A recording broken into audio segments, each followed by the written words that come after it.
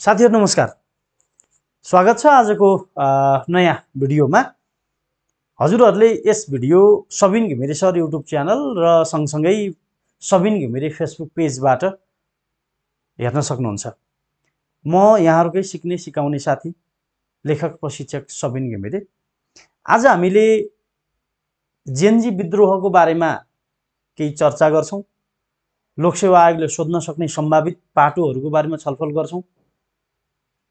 Gen Z भनेको के हो, विभिन्न उमेर समूहका मानिसलाई अन्तर्राष्ट्रिय रूपमा कुन कुन चाहिँ जेनेरेसन भनेर कुन कुन पुस्ताको रूपमा चिन्ने गरिन्छ र ती पुस्ताहरूको चेतका कुरा, ती पुस्ताहरूको विद्रोहका कुरा, ती पुस्ताहरूले उठाएका एजेन्डाका कुराहरू, त्यस पछाडि आएको बदलिँदो राजनीतिक परिवेशका कुराहरू र नेपालको वर्तमान राजनैतिक अवस्था र त्यसको सम्भावित भविष्यको बारेमा आजको क्लासमा हामी छलफल गर्छौं। ल, सबैभन्दा पहिला मैले पृष्ठभूमिमा हजुरहरुलाई एउटा फोटो देखाएको छु। यो निकै नै भाइरल फोटो पनि हो। जेनजी आन्दोलन सफल भइसके पछाडि अथवा भनौं जेनजी आन्दोलनले तत्कालीन राज्य सत्ता ढालिसके पछाडि युवाहरूले आफ्नो जित भएको महसुस गर्दै, आफ्नो जित भएको ठानेर हैन, कुनै चाहिँ अग्लो ठाउँमा गएर घरको धुरी भनौं, धुरीमा गएर विजयको एउटा चाहिँ झण्डा फहराएको अथवा चाहिँ विजयको संकेत गरेको जस्तो देखिन्छ यो चित्रले। त्यसैगरी मैले अर्को चित्र पनि देखाएको छु। पक्कै पनि तपाई हाम्रो मन, तपाई हाम्रो रगत पसिना, तपाई हाम्रो अथक प्रत्यक्ष अप्रत्यक्ष सक्रियतामा बनेको हैन, देशकै सबैभन्दा ठूलो व्यवस्थापिका कार्यालय हैन, जसलाई हामी संघीय संसदको नामले चिन्ने गर्थ्यौं, त्यो यही जेनजी विद्रोह, जेनजी आन्दोलनको क्रममा खरानी हुन पुग्यो हैन, त्यो युजलेस हुन पुग्यो। यो मैले प्रतिनिधिको रूपमा केही चाहिँ सिम्बोलिक हुने गरेर मैले उल्लेख गरेको छु हैन। पटक पटक यो तस्बिर मात्रै हेर्दा पनि तपाई हाम्रो मुटु भक्कानो फुटेर आउँछ।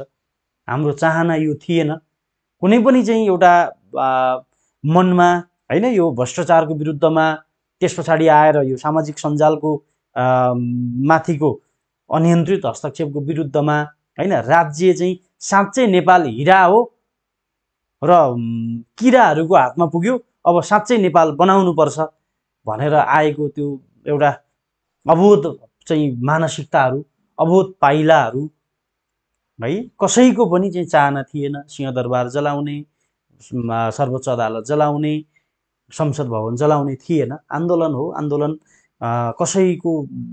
कसैले नियन्त्रण गरेको हैन, राजनीतिक समूहले नियन्त्रण गरेको, राजनीतिक दलले सञ्चालन गरेको विद्रोहमा त त्यत्रा घटनाहरू घट्छन् भने अब यो त पछि गएर यो मियो बिनाको दाई भने जस्तो भयो हैन। विभिन्न चाहिँ वर्गले, विभिन्न समूहले यसमा चाहिँ आफ्नो स्वार्थ पूर्तिको चाहिँ माध्यमको रूपमा यसलाई बनाए। खैर, अब त्यो बितेका कुराहरूलाई सम्झेर दुखी हुनु भन्दा पनि अब यसको जगमा रहेर हामीले कसरी राम्रो गर्न सक्छौं भनेर सोच्नु, चिन्तन गर्नु चाहिँ आजको आवश्यकता हो जस्तो लाग्छ। अब यहाँनिर मैले हजुरहरुलाई अलिकति यो उमेर समूहका कुराहरू, जेनजी भन्दै गर्दा जेनजी भनेको के हो है, जेनजी भनेको कुन उमेर समूहका मानिसहरूलाई हामी जेनजी भन्छौं, त्यसपछि चाहिँ जेनजी जस्ता अरू उमेर समूहहरू के छन् भन्ने सन्दर्भमा मैले यहाँ केही कुराहरू यहाँ उल्लेख गरेको छु। जस्तो साइलेन्ट एज ग्रुप भनेर भनेको छ। साइलेन्ट भनेको उनीहरू बोल्दैनन्, विद्रोह गर्दैनन् हैन, विद्रोह गर्न सक्दैनन् भनेर भनिएको छ। ल, साइलेन्ट एज ग्रुप भनेर सन् 1928 देखि 1945 को बीचमा जन्मिएका मानिसहरूलाई साइलेन्ट जेनेरेसन भनेर भनिन्छ। उनीहरू जतिसुकै भ्रष्टाचार भए पनि, देशमा जतिसुकै अनियमितता भए पनि बोल्दैनन् भनेर यो चाहिँ यसरी उल्लेख गरिएको पाइन्छ। त्यसपछि बुमर्स भन्छ, यसलाई न्यू बुमर्स भनेर पनि उल्लेख गर्ने गरिएको पाइन्छ कतिपय स्रोतमा। सन् 1946 देखि 1964 बीचका चाहिँ बीचमा जन्मिनु भएका हैन, हाम्रा चाहिँ बुवा काका हैन, दाइहरू अङ्कलहरू चाहिँ विशेष गरी यो समूहमा पर्छन्। त्यसैगरी जेन एक्स भनेको छ 1965 देखि 1980 को बीचमा जन्मिने मानिसहरूलाई जेन एक्स भनेर भनेको छ। ल जेन वाई यो एक्स वाई जेडको चाहिँ अलि बढी चाहिँ भूमिका चर्चाहरू हामी पाउँछौँ। जेन वाई भनेको 1981 देखि 1996 सम्म र अहिलेको चिर परिचित जेनजी भनेको जेन जेड हैन, खासमा जेन जेड हो तर हामीले सजिलोको लागि चाहिँ जेनजी भनेर भने हो नेपालीमा। जेन जेड भनेको 1997 देखि 2012 सम्मको एउटा चाहिँ उमेर समूह हो। हेर्नु त यति कलिलो चाहिँ उमेर समूहका भाइ बहिनीहरूले एउटा विद्रोह गर्ने आँट गरे हैन, राज्य सत्ताको विरुद्धमा धावा बोल्ने प्रयास गरे। तथापि अब अरू सबै एज ग्रुपको चाहिँ समर्थन थियो, बिना समर्थन त त्यो सफल हुन सक्थेन। तैपनि एउटा विद्रोह, एउटा हुङ्कार चाहिँ जेनजी भाइ बहिनीहरूले गरे, त्यसको लागि सम्मान छ। र अल्फा जेनेरेसन, जेन अल्फा भन्छ, अल्फा जेनेरेसन 2013 देखि 2024 को लास्टसम्म, 2024 को डिसेम्बर 31 सम्म जन्मेकालाई अल्फा। र यहाँनिर रहेनछ जस्तो जेन बेटा भन्छ, जेन बेटा भनेको चाहिँ सन् 2025 को जनवरी 1 भन्दा पछि जन्मने मानिसहरूलाई हैन, हाम्रा चाहिँ भावी सन्ततिहरूलाई, जन्मेका भाइ बहिनीहरूलाई जेन बेटा भनेर चिन्ने गरिन्छ है। यो हजुरहरूले अलिकति उमेर समूहको बारेमा थोरै चर्चा चाहिँ थोरै याद गर्नु होला भनेर मैले त्यो राखेँ। अब म तपाईहरुलाई विषयवस्तुमा प्रवेश गराउँछु। हाम्रो आजको विषय हो जेनजी विद्रोह अथवा जेनजी आन्दोलन भनौं। जेनजी आन्दोलन हेर्नु त नेपाललाई प्रकृतिले के दिएको छैन। यस्तो हिरा जस्तो देश हो तर किराले हिरा चिन्दैन भने जस्तै हाम्रा नेताहरूले हैन, हाम्रा नेताहरूको मानसिकता, हाम्रा नेताहरूको चाहिँ अदूरदर्शिता, नेताहरूको चाहिँ यो स्वार्थ छल कपटको राजनीतिले गर्दा हामीलाई कहिल्यै पनि त्यो हिरा भएको, हामी हिराको मालिक हौं भन्ने कुरा कहिल्यै पनि फिल हुन पाएन। त्यो एउटा विडम्बना हो हैन। हो जेनजी आन्दोलन यति अथाह सम्भावनाका बावजुद पनि नेपालले उल्लेख्य विकास गर्न नसक्नु र नेपालको राज्य सञ्चालक वर्गहरू, राज्यको चाहिँ उच्च ओहदामा बसेका, राज्य सञ्चालनको ठेक्का लिएका मानिसहरूले कहिले पनि देशको हितमा नसोच्ने, जनताको हितमा नसोच्ने हैन, देशलाई दीर्घकालीन चाहिँ भलो हुने काम नगरेको हुनाले एउटा यो कुण्ठित भावना, जनताको विद्रोह चाहिँ एकैपटक प्रस्फुटन हुने अवसर पायो। त्यसको अन्तिम कडी भनेर हामी चिन्ने गर्छौं। जस्तो विक्रम सम्वत 2082 सालको 5 महिनाको 19 गते, भदौ 19 गते नेपाल सरकारले एउटा, अब अलोकप्रिय नै भन्नुपर्छ, एउटा निर्णय गर्यो। 26 वटा सामाजिक सञ्जाल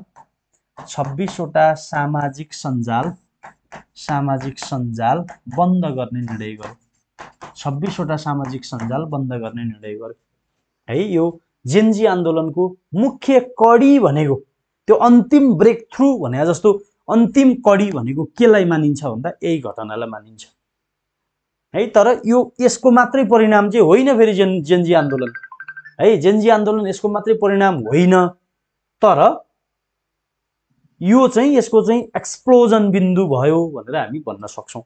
ल 2082 सालको 5 महिना 19 गते नेपाल सरकारले नेपालमा दर्ता नभएका 26 वटा सामाजिक सञ्जालहरू बन्द गर्ने भनेर निर्णय गर्यो र यसैको विद्रोह स्वरूप चाहिँ घटनाहरू घट्न पुग्यो भनेर हामी सम्झिन्छौं।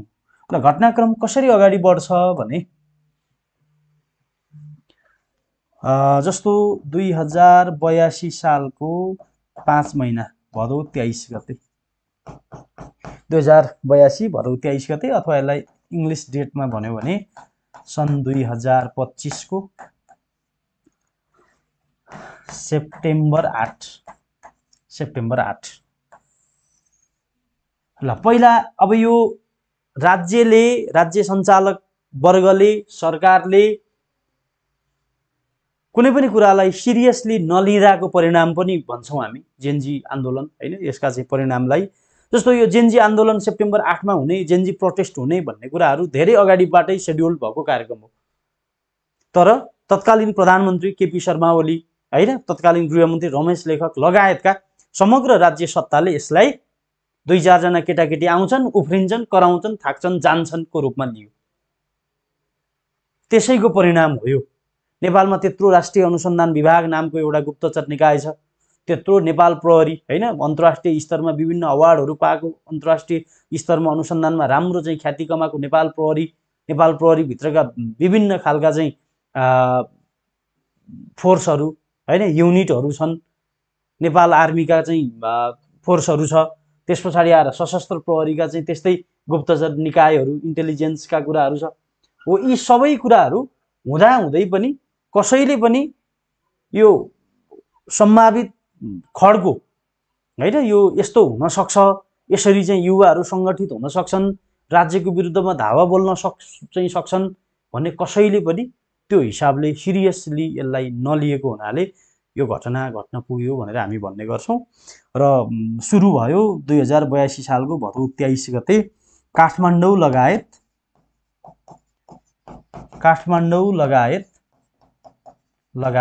मुख्य सहरहरूमा, देशभरिका मुख्य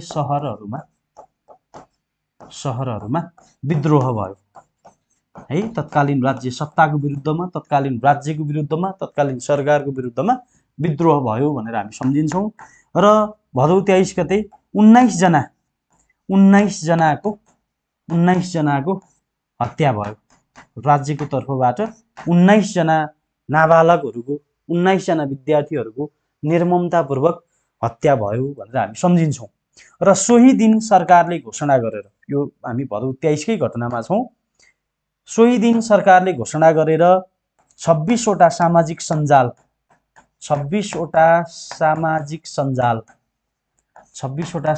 सञ्जाल फुकुवा गर्ने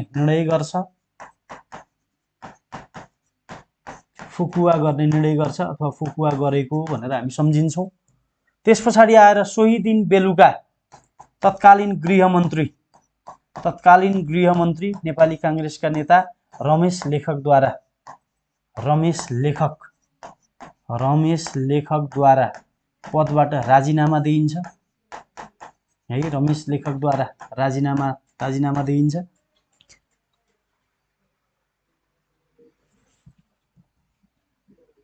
ल यसरी गृहमन्त्रीले राजीनामा दिइसके पछाडि पनि तत्कालीन प्रधानमन्त्री केपी शर्मा ओलीले गृहमन्त्रीलाई भेटेरै राजीनामा फिर्ता लिनको लागि चाहिँ एउटा दबाब नै दिएको हैन, निर्देशन दिएको भन्ने कुराहरू पनि हामीले विभिन्न सञ्चार माध्यमहरूबाट सुन्न पायौं। ल यी घटनाहरू विशेष गरी भदौ 23 गतेको घटना हो। अब भदौ 23 गते 19 जना नाबालकहरूको राज्यले निर्ममतापूर्वक गोली हानेर हत्या गरिसके पछाडि पक्कै पनि अब यो घटना भोलिपल्ट त्यतिकै सामसुम हुने अवस्था थिएन हैन। हो त्यसैको विद्रोह स्वरूप भदौ 24 गते अथवा सेप्टेम्बर 9 मा यसले झन् ठुलो विध्वंसको रूप लिन पुग्यो। भदौ 24 गते तत्कालीन प्रधानमन्त्री केपी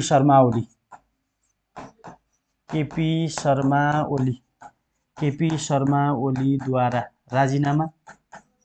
राजीनामा दिइयो र नेपाली सेनाले विशेष हेलिकप्टरद्वारा यिनलाई सुरक्षित स्थानमा हैन आफ्नो नियन्त्रणमा राखेको, सुरक्षा घेरामा राखेको भन्ने कुराहरू हामी सुन्न पाउँछौँ। त्यस पछाडि आएर भदौ 24 गते सिंहदरबार जल्यो। सिंहदरबार संघीय संसद, सर्वोच्च अदालत,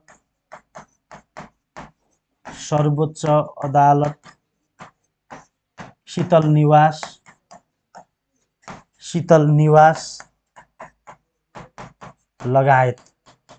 लगायत महत्त्वपूर्ण संरचनाहरू जलेको हैन, जलेको अथवा जलेर खरानी भयो भनेर हामी सम्झिन सक्छौँ।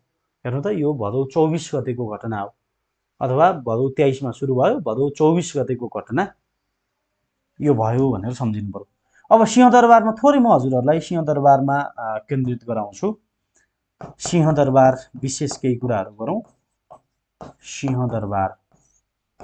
सिंहदरबार एउटा भवन मात्रै थिएन, सिंहदरबार एउटा बिल्डिङ मात्रै थिएन। तपाईँ हाम्रो आस्था थियो, तपाईँ हाम्रो शान थियो, तपाईँ हाम्रो प्रशासनको केन्द्र थियो, तपाईँ हाम्रो ऐतिहासिक धरोहर थियो हैन।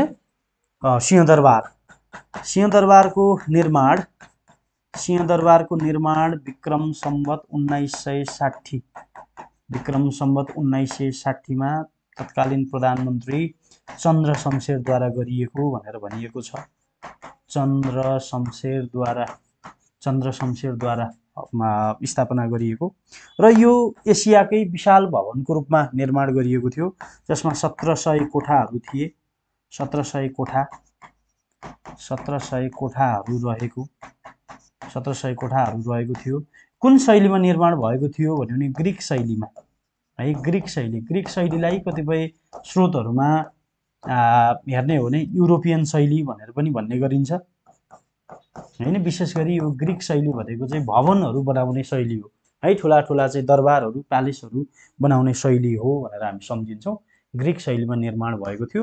विक्रम सम्वत 2007 सालमा नेपालमा प्रजातन्त्र आइसके पछाडि प्रशासनिक केन्द्रको रूपमा चाहिँ सिंहदरबारमा नेपाल सरकारका मुख्यालयहरू सरेको हैन, प्रशासनिक चाहिँ केन्द्रहरू सरेको भनेर हामी पाउँछौँ।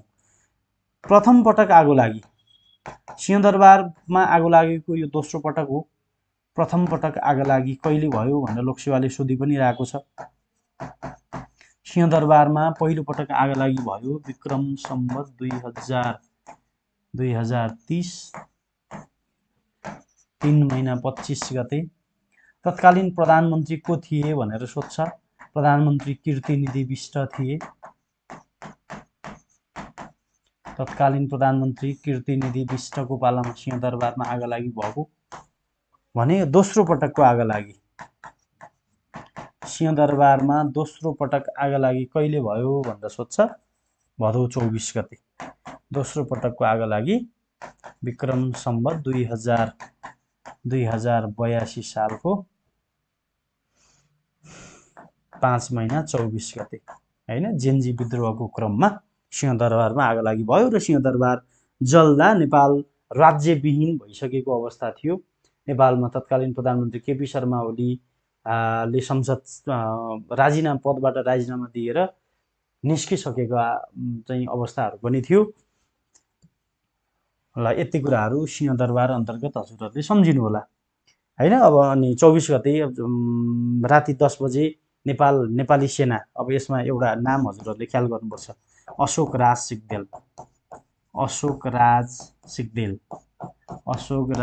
सिग्देल है। यिनी प्रधान सेनापति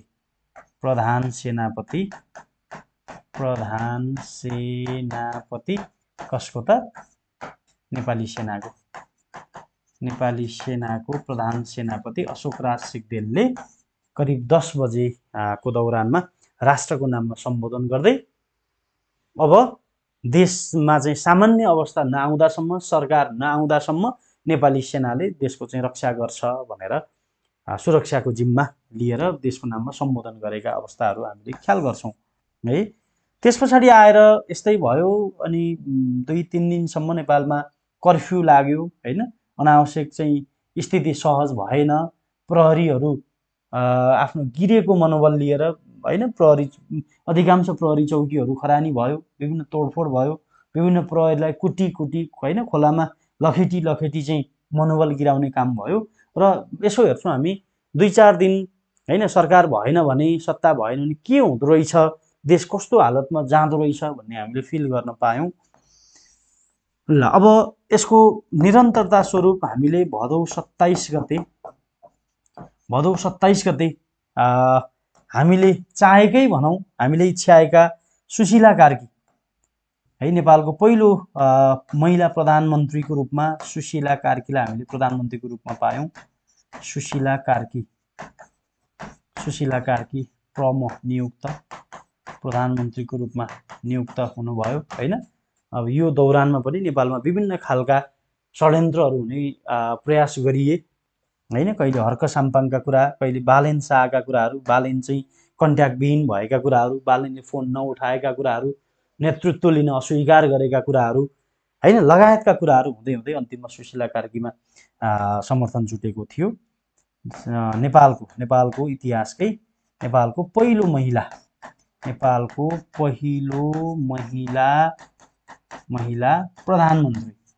प्रधानमन्त्रीको रूपमा यिनी नियुक्त भइन्। र त्यति मात्र होइन, यही सुशीला कार्की फेरि नेपालकै पहिलो महिला प्रधान न्यायाधीश पनि हुनुहुन्थ्यो। प्रधान न्यायाधीश पनि हो भनेर सम्झिनु पर्यो। पहिलो महिला प्रधानमन्त्रीका साथसाथै पहिलो महिला प्रधान न्यायाधीशको रूपमा पनि सुशीला कार्की नियुक्त हुनुभयो।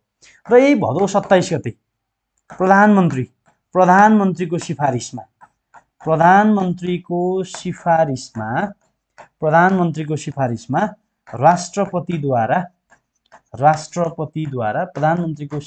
राष्ट्रपतिद्वारा तत्कालीन प्रतिनिधि सभा संसद भङ्ग गरियो। प्रतिनिधि सभा होइन, राष्ट्रिय सभा होइन, प्रतिनिधि सभा विघटन गरियो।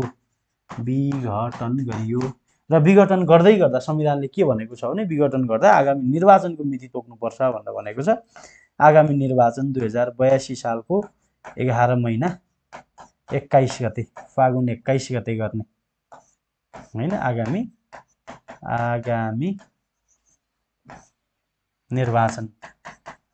निर्वाचनको मिति तोक्दै संसद भङ्ग गरियो भनेर सम्झिनु पर्यो। भदौ 27 गतेको कुरा।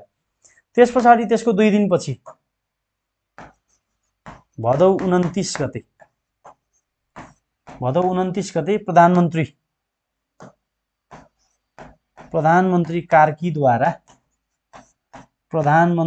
कार्कीद्वारा पदभार ग्रहण गरियो है, पद स्वीकार गरियो। प्रधानमन्त्रीको कुर्सीमा बसिन् भनेर सम्झिनु पर्यो। र यही भदौ 29 गते नेपालको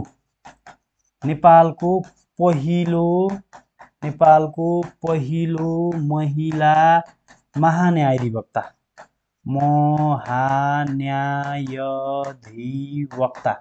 नेपालको पहिलो महिला महान्यायाधिवक्ताको रूपमा वरिष्ठ अधिवक्ता सविता भण्डारी नियुक्त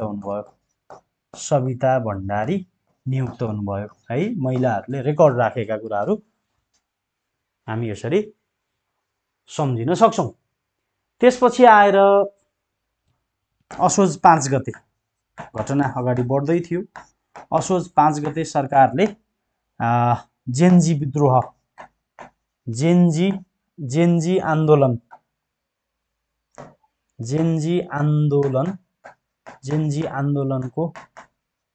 छानबिन गर्न समिति गठन गरियो। समिति गठन भयो। समितिमा 3 जना सदस्य रहने व्यवस्था, जसमध्ये समितिको अध्यक्ष गौरी बहादुर कार्की, सदस्य विज्ञान राज शर्मा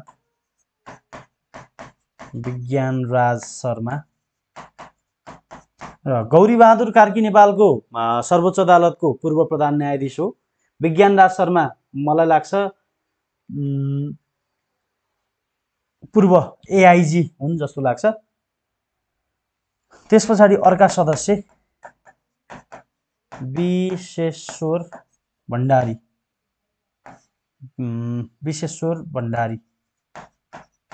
यिनी कानुनविद। यसरी 3 जना सदस्य भएको 3 सदस्यीय छानबिन समितिको गठन भयो।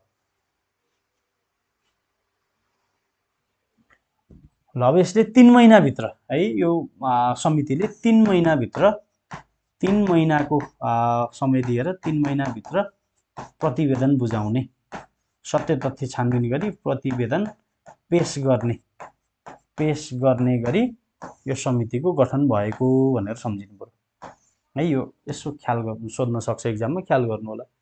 त्यस पछाडि आएर नेपाल सरकारले यसैको निरन्तरता स्वरूप कार्तिक 17 गते 2082 सालको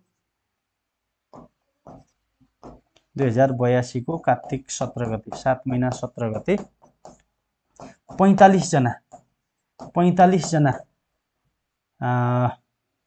जेनजी आन्दोलनका घाइतेहरू के अरे शहीद मृतकहरूलाई भनौं 45 जना जेनजी आन्दोलनका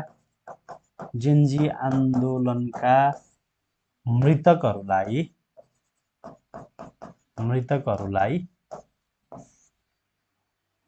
शहीद घोषणा गर्यो।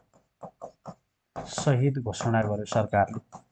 अनि जबकि जम्मा कुल मृतकको संख्या चाहिँ कति पुगेको छ अहिलेसम्म भन्दा कुल मृतक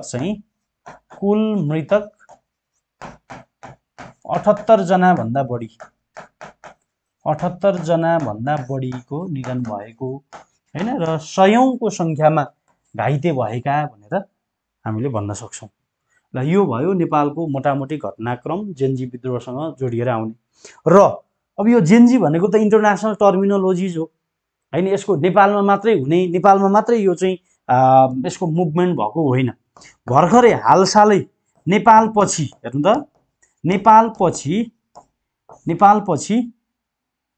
जेनजी विद्रोहका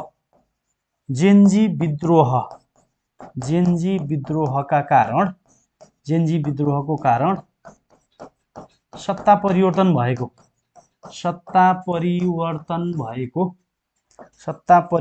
भएको अफ्रिकी राष्ट्र कुन हो भनेर सोध्न सक्छ। सत्ता परिवर्तन भएको अफ्रिकी राष्ट्र कुन हो भन्यो भने माडागास्कर है, यो एउटा टापु राष्ट्र हो, हिन्द महासागरमा रहेको माडागास्कर।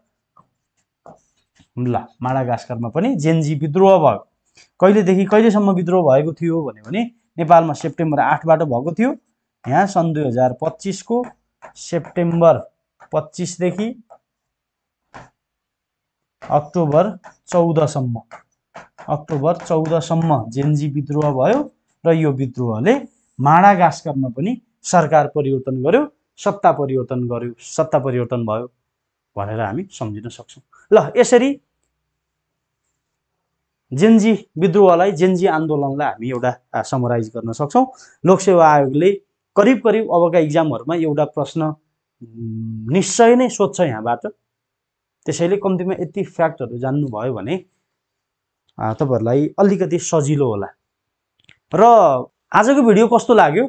मैले आजको भिडियोलाई यही बिट मार्ने अनुमति मागे। यदि तपाईहरुले फेसबुक पेज लाइक गर्नु भएको छैन भने लाइक गर्नु होला र युट्युब च्यानल सब्स्क्राइब गर्नु भएको छैन भने सब्स्क्राइब गर्नु होला। अब निरन्तर रूपमा हामीले यस्तै नयाँ कुराहरु, नयाँ जानकारीका कुराहरु र तपाईलाई परीक्षाको दृष्टिकोणले महत्त्वपूर्ण भएका कुराहरु हामीले निरन्तर चाहिँ अपलोड गर्दै आउने छौं, जसकारण तपाईहरुलाई आफ्नो सो अध्ययन लगायत आफ्नो नलेजलाई अझै इन्हान्स गर्नको लागि कुनै न कुनै रूपबाट थप बल पुग्नेछ भन्ने विश्वास व्यक्त गरे।